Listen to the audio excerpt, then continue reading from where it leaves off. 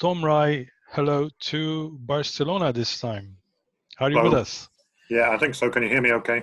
Yes, I can hear you. I'm looking forward to your presentation, and later on we'll ask you a lot of questions. And in preparation for this webinar, I've also listened to our interview a couple of years ago, and I may ask you some same questions and see whether you're still consistent on them. Okay. You will focus on one city in particular, and that is Barcelona, right? Well, one city mainly, Barcelona, and another Spanish city, Vitoria-Gasteiz. Okay, so go but ahead. Obviously, I'll go ahead. Thank you very much, Mate. Yeah, the webinar is yours. Go ahead. Okay, nice to see you all. I don't know why, but for some reason, the background to my screen has come out the wrong way round. Perhaps it's because I'm just coming from another country. I'm not sure. But anyway, you drive on the wrong side, yes. No, not here. Because I understand. Yes. I now live in Barcelona, or just outside Barcelona. No, that's great. Right. It's always a good idea to start from the beginning of the presentation. Yeah. If you've not met me before or heard one of my presentations before, I'm Tom Rai. I do actually have now a post at the Urban Planning Institute of Slovenia, part-time, but I'm also a professor in transport policy at Molde University College, Norway. I wouldn't say I'm necessarily an expert in superblocks, but I'm doing my academic bit and done some research about superblocks and produced, hopefully, a relatively interesting presentation for you, which tries to draw out some of the key lessons of this superblock idea, which have a lot of parallels with what Vincent was saying in his excellent presentation previously. But superblocks have been particularly trialed in Spain, and I'm going to focus on two cities, as Mate said, particularly Barcelona, but also the city of Vitoria-Gasteiz in the Basque country. So superblocks, are they a super idea? Well, maybe that's a rhetorical question, but we'll see what we get to at the end. Basically, the purpose and structure of my presentation, I just want to present the concept of superblocks. You know, what is it? Why is it relevant? And how does it link to circulation plans, traffic calming, and SUMP? I mean, you might be frightened by the idea of blocks. And if you look at that diagram on the right-hand side of the PowerPoint, which I can hopefully point to, yeah, it looks very block-like, doesn't it? But don't be scared off by this idea of this word blocks. Basically, a lot of the concepts that underlie the superblock idea are concepts that Vincent was already talking about. Things like selective road closures, giving more space over to pedestrians and cyclists, increasing the quality of life on the streets that you modify, and reducing through traffic, and indeed reducing traffic levels overall, as we will find when we look at some of the results from the Barcelona case. So I'll just briefly introduce the concept. Then there's a video about Barcelona, about one particular superblock in Barcelona, and I think it's always fascinating to see, you know, the results of these experiments or these activities. But the big question is, how do these cities actually do what they did? What were the processes underlying that? How did they manage to achieve what they did? What traffic engineering obstacles did they have to overcome? What possible modeling obstacles did they have to overcome? What political arguments did they have to overcome? And one particular issue, which has great relevance to superblocks and indeed great relevance to many changes that you might want to make to your street environment, is where did they put the parking? And then I've just got a few slides on, well, there's a few slides on costs, because it's always interesting to know how much these things cost, because they're not free, obviously, although they're cheaper than a lot of major infrastructure. And what was achieved in terms of reduced pollution, more economic activity, that kind of thing, some evaluation results, and then try to draw a few lessons for the Slovenian situation, because well, I have some awareness of the Slovenian situation, so I don't want to make naive statements about you can easily transfer these lessons to your context, but I think there's actually a lot that is transferable, and I'll try to explain that. So the concept and relevance of this, what basically does the superblock idea consist of? Blocking off through traffic and removing on-street parking, or some, or much in some cases, on-street parking. Cutting speed limits, cutting the space for vehicles, giving that space over to pedestrians, public space, cycling, green space. And even if your street pattern is not blocked, I mean, those basic ideas, you can do them on any street. You don't have to do them on a street pattern that's just blocks. I think the idea of super blocks comes out of the Spanish situation, where there are a lot of cities that are developed on a block basis. So you can see here this example below in a diagram, before and after from the Poblenou super block in Barcelona, and effectively you can see that green space was increased. Space for pedestrians, that's this colour, was massively increased. And also you can see that the sort of circulation pattern for vehicles was changed. So vehicles could previously just drive down this street and on this street, no problem. Now a vehicle can come in like that, but it can't go that way. It has to go back out. So much like what Vincent was telling us about the circulation plan in Ghent. That is the basic concept. So now I'm going to ask Nino if he can share the video. So I'm going to stop screen sharing.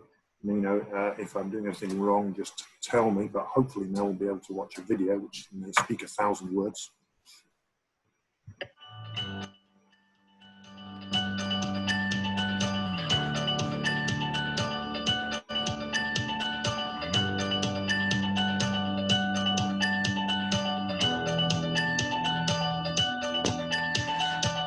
Well, I feel very happy for living in this neighborhood.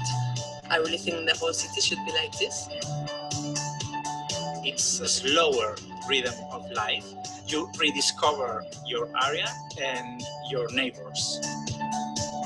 They're finally able to reconquer the spaces of the city and truly make the space much more democratic.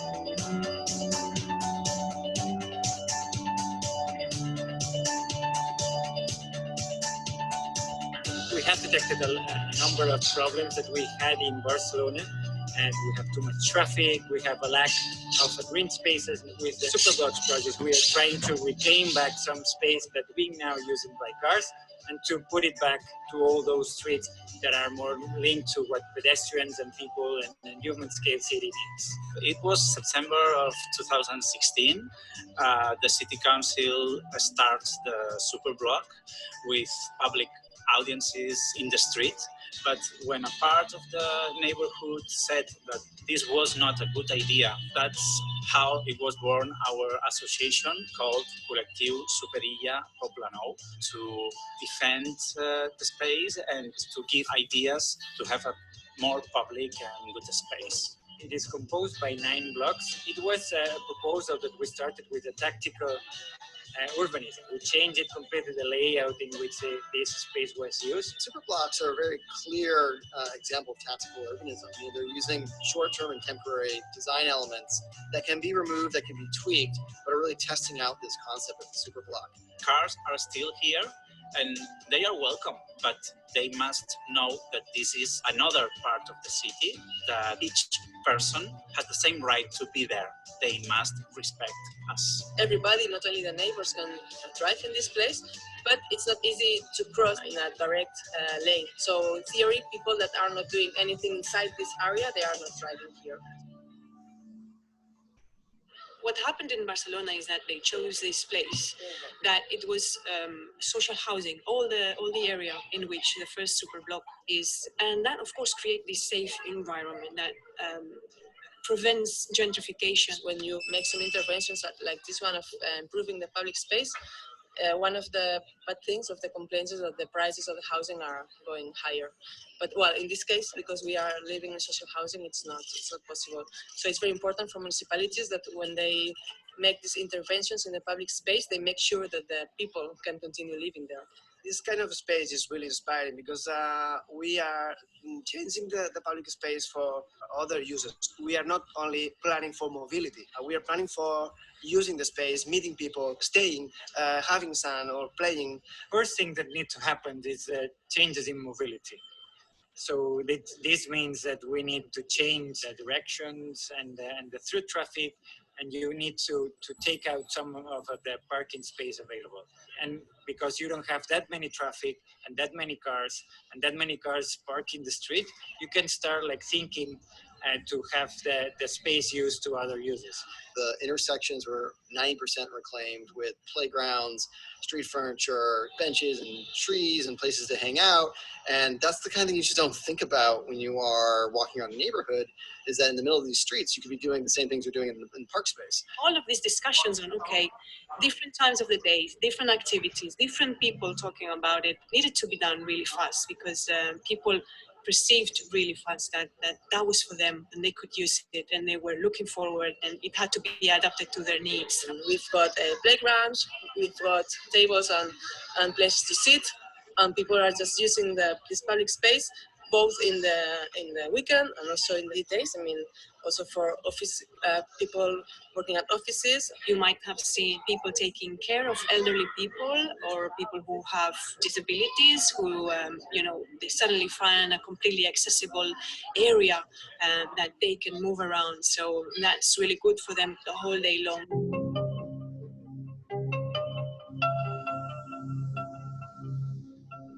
This used to be a street with a really wide space for cars, with really narrow sidewalks, and now we have this pacified space where still cars can go in, but really low speed, and we have some gardens and places for the kids to play and to use just the public space. You can see these pictures.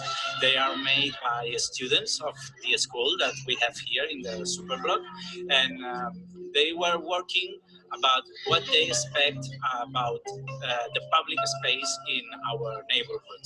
And they say things like, without parks, there are no funny, less empty spaces and more parks. Right now, there are many things going on. One of them is a new park in a square called Los Quiera, and then this new park is going to be open the next weeks with a new fountain and gardening for neighbors. These three pieces of art are called the guardians of the Superblock, and they are made by an important artist in Catalonia, Xavier Mascaró.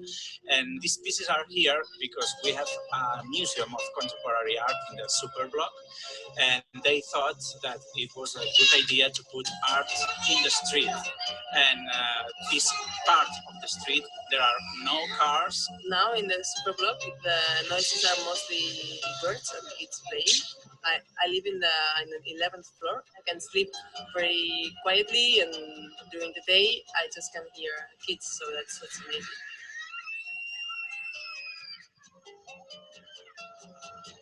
So we have another project that we have just opened, the Superblock around the San Antonio market.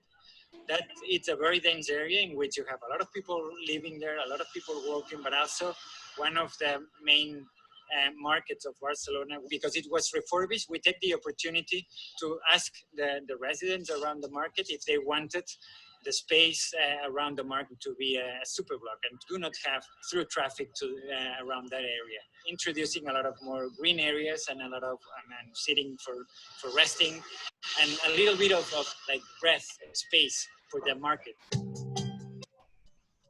In the past, we even didn't know with the neighbors each other, because we just didn't meet at the street, because we were not spending time at the street, we were just passing by. But since 1.5 years ago, it's very difficult to get out from the Superblock because you meet everyone. You can say good morning, good afternoon, oh, your kids are growing up. We need to have more spaces like this, because if we want people actually living in Barcelona, we have to give them a space that it's not harmful for them, not only with regards to emissions and all the particles that are coming from traffic, but also with regards to noise. To be in a place that is normally filled with cars and not have that background noise was pretty wonderful. And it actually reminded me a lot of Amsterdam, where it's so quiet that you hear voices a block away, you can hear people dining outside, and you just don't hear that. You don't have that strong sense of sound in many cities, because all you hear is that loud din. I think all the cities in the world should just test this kind of Superblock system. For instance, New York, for instance, London, because it's working.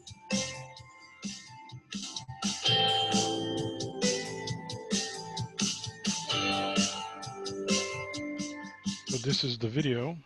Can you hear me? I hope everybody saw it. Well, Tom, was it working for you? Yeah. It worked fine for me. Okay. Great. The Slovenian subtitles were particularly helpful. Yes, and I must say that the video material, as the whole webinar, will be available later on for online. So, Tom, please continue. Yeah, I'll continue. Can you just let me know that you are seeing my screen? Okay. Yeah, Nino will take care of that. Okay.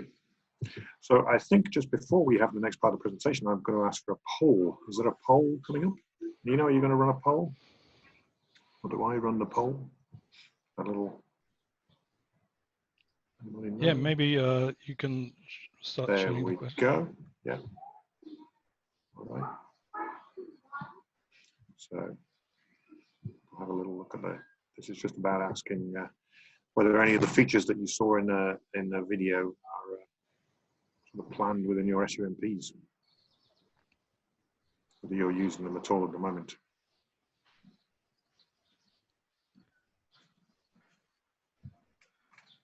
So see, these are 5 questions.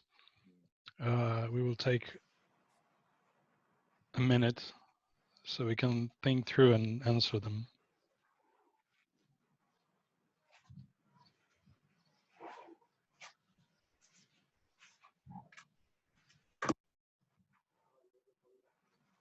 Mogoče na hitro preberem.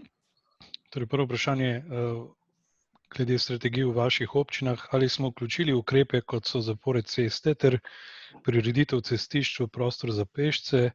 1 se ne strinjam ali 5 popolnoma se strinjam. Smo uspešno implementirali te ukrepe. Torej, čas za samo refleksijo, če ste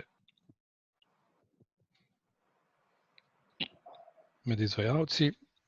Tretje vprašanje, ti tipi ukrepov pomagajo dosegati cilj večje prometne varnosti. Tu ni pravilnih ali nepravilnih odgovorov, želimo le slišati vaše mnenje oziroma potem bo Tom najbrž pokomentiral. Ti tipi ukrepov pomagajo dosegati višji, to smo že, in že zadnje vprašanje, dosegajo višjo kakovost bivanja.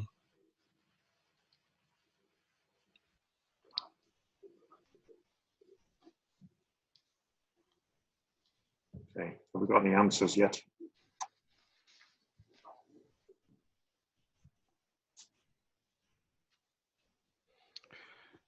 We do, but we do not have the results yet. Oh, yes, we do have now them. So, Tom, will you comment on that?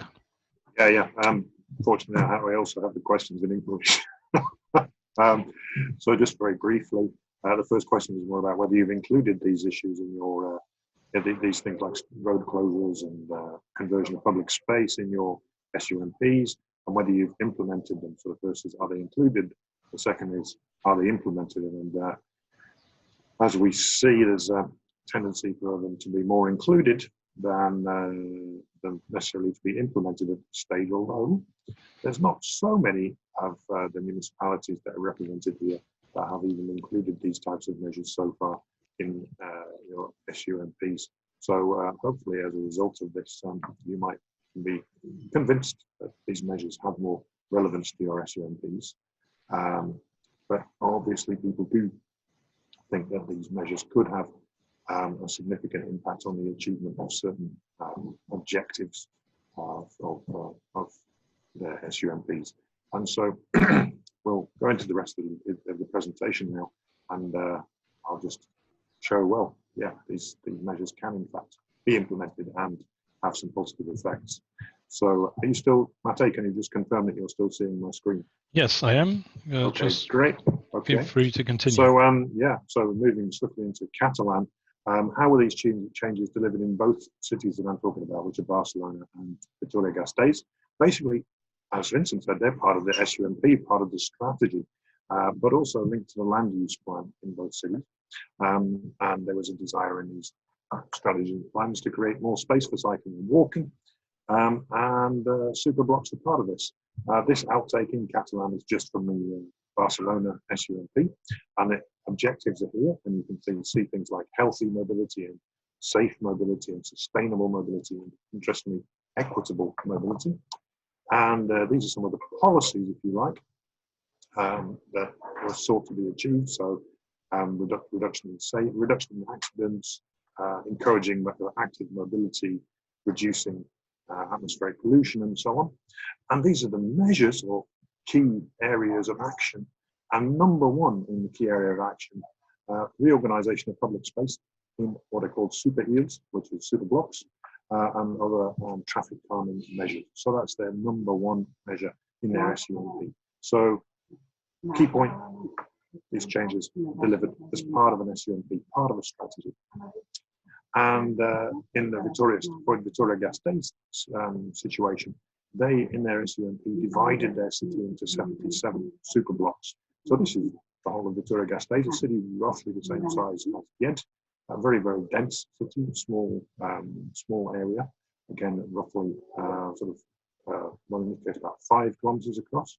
And all this diagram really shows is the pink and of the colored roads are the main roads, and otherwise the city is being divided in the other streets within these colored areas are the superblocks. So within this area or within this area, for example, and these are the roads around the outside of the superblocks. This isn't to say that Vitoria-Gasteiz has actually created all these superblocks, far from it at the moment, but they've used it as a planning tool to say, okay, these are streets that we want to prioritize for traffic, but not necessarily just motor traffic. And the other streets are streets that we're going to prioritize for giving more space back to pedestrians and cyclists.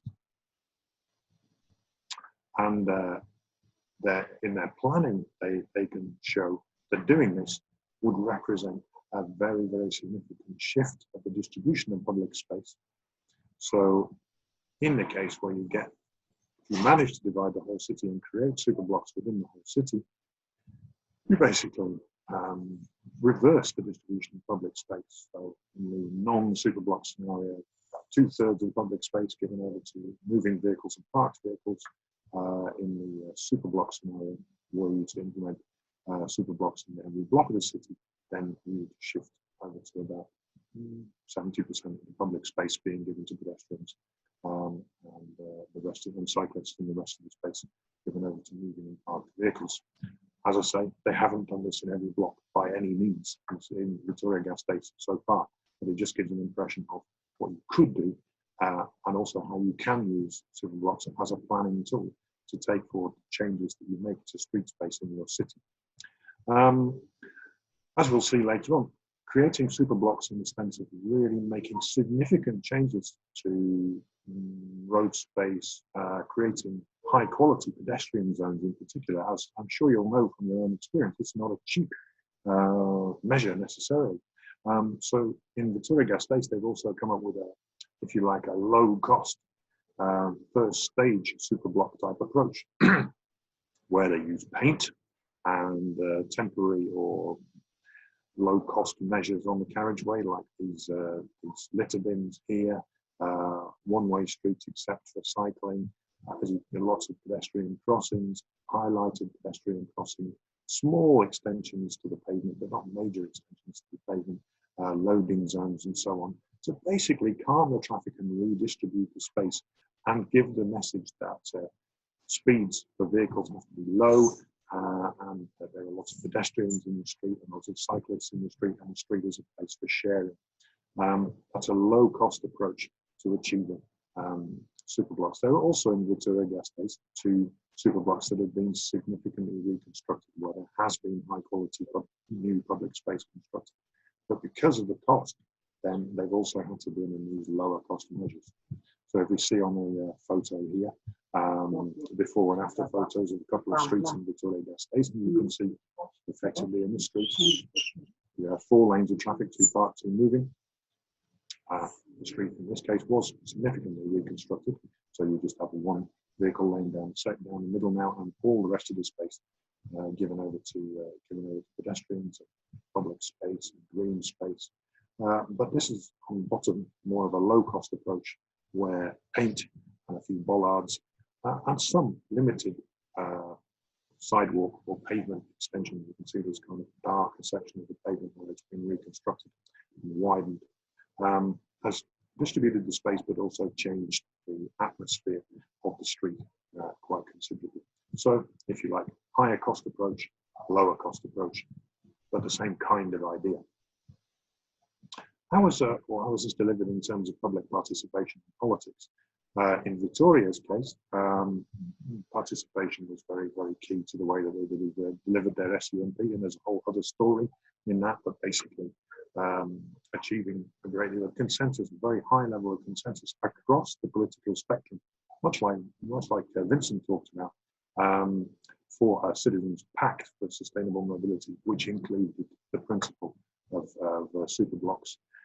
In Barcelona, as we saw in the video, superblocks depend on participatory design, and I suppose depend on community mobilization as well. And there is one aspect I would say, as somebody now living close to Barcelona, it is a place that has a high level of community development, community activism, if you like. It's part of the way that the city functions.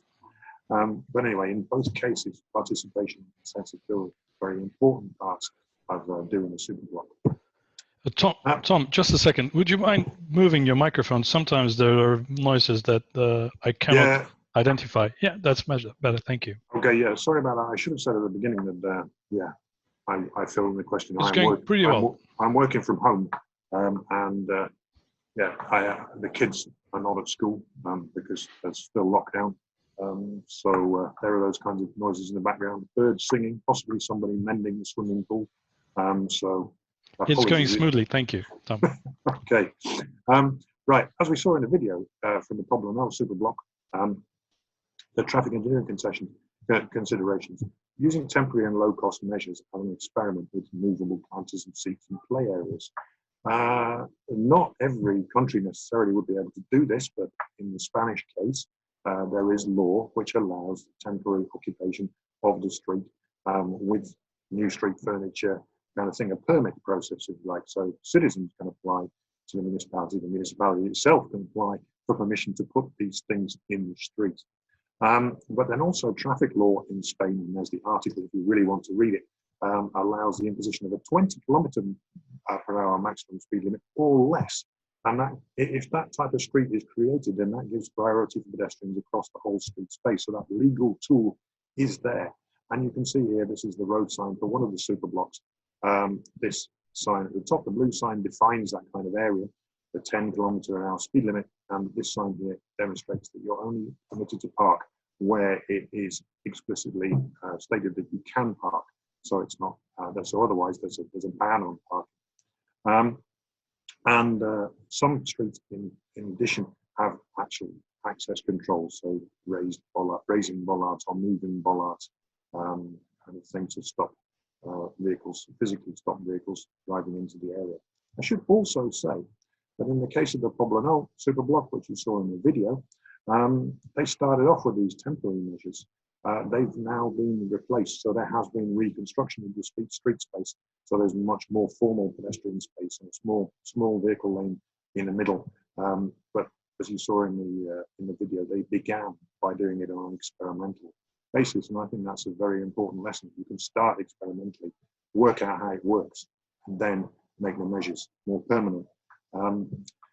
What about parking? This issue of parking. So here we can see the Victoria-Gasteiz situation. So before, this is one of the superblocks that they invested a lot of money in. In the before situation, you can see that a very large amount of street space was devoted to parking. So in fact, they had 5 lanes, possibly even 6 lanes of parking, as well as 4 moving vehicle lanes on this road.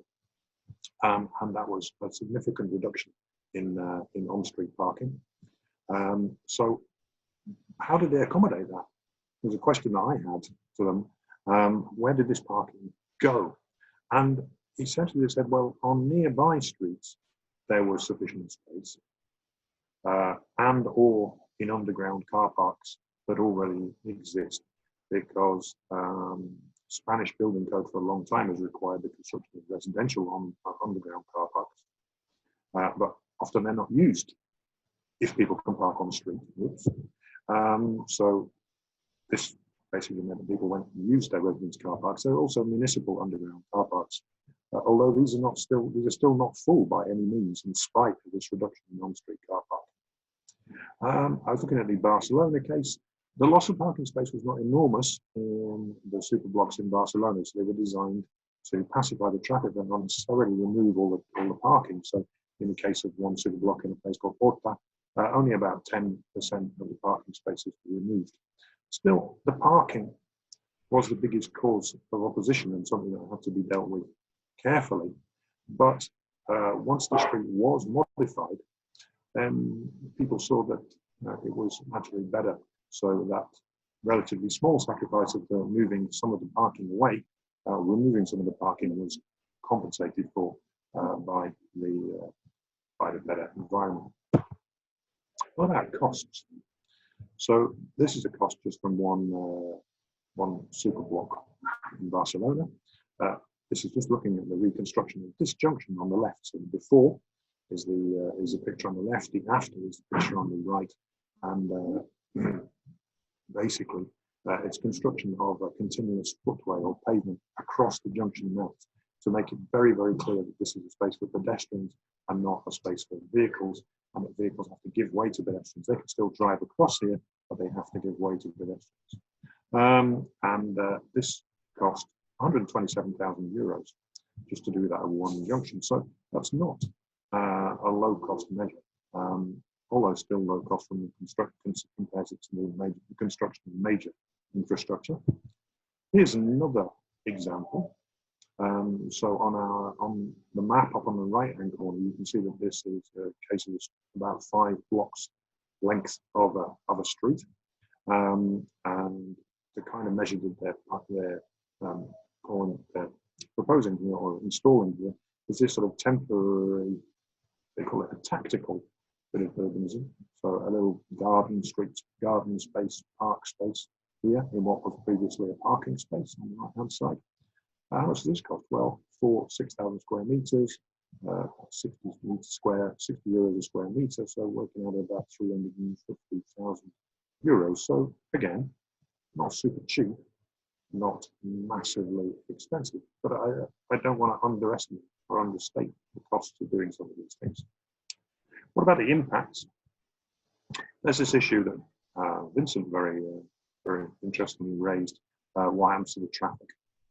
So in this case, in this superblock in Barcelona,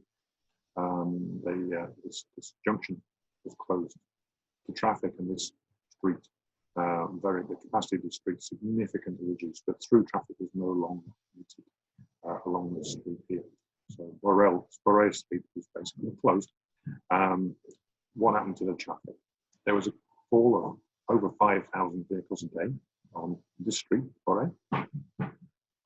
You would think, oh, maybe all the traffic will just displace to this next street without a map. And indeed, some of the traffic did. It saw an increase of 1,800, 1,900 vehicles, 22% increase. But the rest of the traffic, you could say it either disappeared or certainly it was dispersed much more widely over the local network. So there was a net traffic reduction across these two streets of 75%. So as Vincent was talking about, a lot of the transit traffic just went a long way away, much further away, or change mode. And the local economic development impacts. This is again from Poblenou, which you saw in a video. And basically, it's the number of pedestrians walking along the streets in the Poblenou superblock increased by 14% between the before situation and the after situation, September 2016 to 2017. And in terms of the economic development impacts, commercial impacts, the number of sort of bars, restaurants, shops, other local economic activities in the streets increased by 30% in the first 2 years of the life of the superblock. So the increase in pedestrian footfall, as often happens, led to an increase in local economic activity. So in this case, it appears that the Superblock had a beneficial local economic impact, supporting the case that Vincent put to us. Other impacts, mode share. In Vitoria-Gasteiz in 2006, they reached a maximum 37% of trips by car. This fell to under 25% by 2014. This isn't all due to their Superblocks at all, but the Superblocks was only one of the measures, but certainly it contributed to this change in the way that people travel, and in particular, increase, as we saw in Ghent, an increase in the yellow, which is bicycle, and also a fall in car ownership, interestingly enough, from 2010 onwards, not only driven by economics.